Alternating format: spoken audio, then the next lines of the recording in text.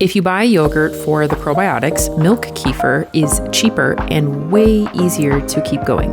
Maybe you don't realize, but this can be made at home with almost no effort. Once milk kefir grains are activated, you can make kefir as long as you want. Let's get right into it. I have everything laid out that I should need to get this milk kefir started.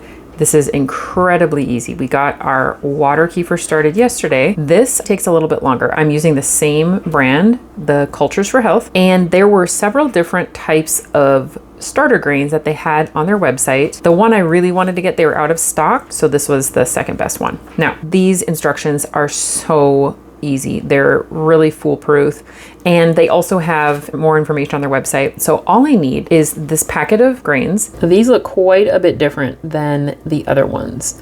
They definitely are lighter in color. All we need are the grains themselves, whole milk that is not ultra homogenized. This milk right here is whole milk, and it is pasteurized and homogenized, but is not ultra homogenized. So I have my measuring cup, my funnel so I don't spill, and my jar. Starting this is so simple. It's even more simple than doing the water kefir. All we have to do is 1 cup of cold milk. I'm gonna put my grains in at the bottom right now. Wow, there's not very many. That's them in the bottom of the jar. And then we just need to carefully pour it in. And that's it. And then all it says to do is to cover it with either a cloth or a coffee filter. And I think it just wants something that's relatively lint-free. I thought about doing like a paper towel, but then I wondered if maybe we should use something that was lint-free. So this is just like a clean handkerchief. It has a stain on it, but it is clean, just like the other one.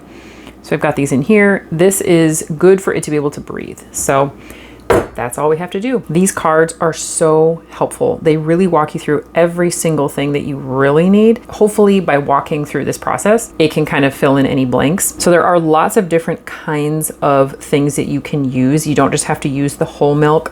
It just recommends to not use raw milk when you're activating it. Oh, it does say to stir. Perfect. Okay. And then it just says to secure it, you can use your rubber band, but I like to use the mason jar ring, because it just fits on there, and then I don't have to mess with something that I don't have. We're looking for this to thicken, and it should happen in 12 hours. So I'm doing this at night.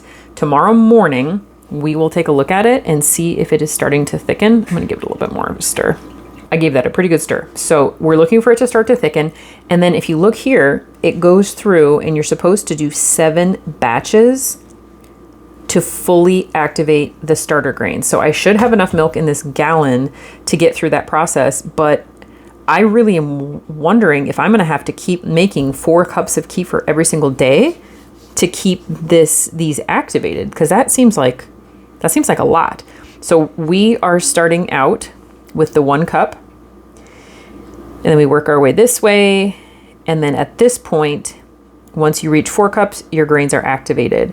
And so that's what we'll get to, so when we can actually start making and doing things with our kefir. The milk kefir, just like the water kefir, is gonna stay out on the counter. I'm actually just gonna put those right next to each other. Actually move them over here so they're more out of the way.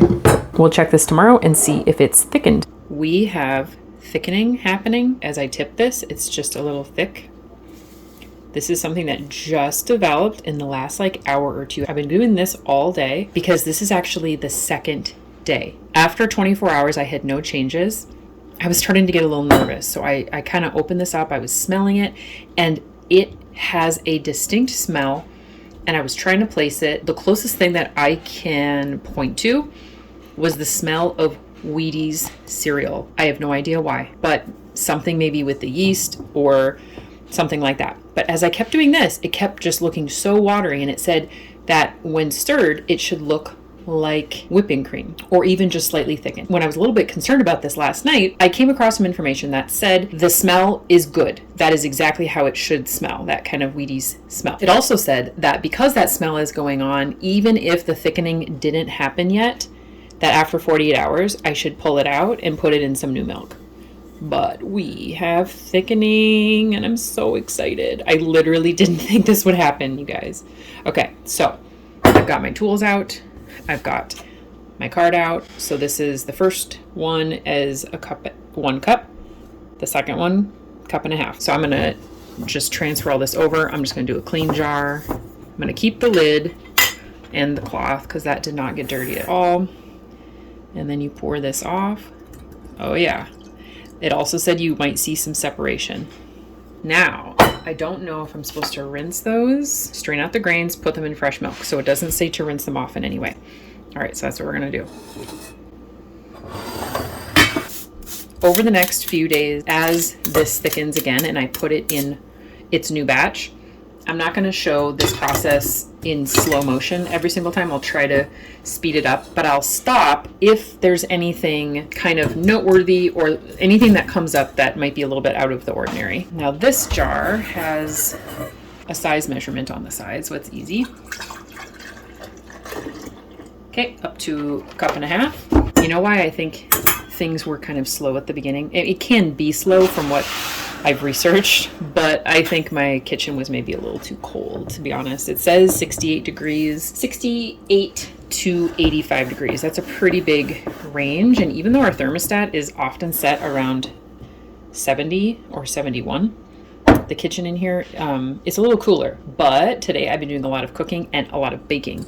So I think it's a lot warmer in here. So that's it.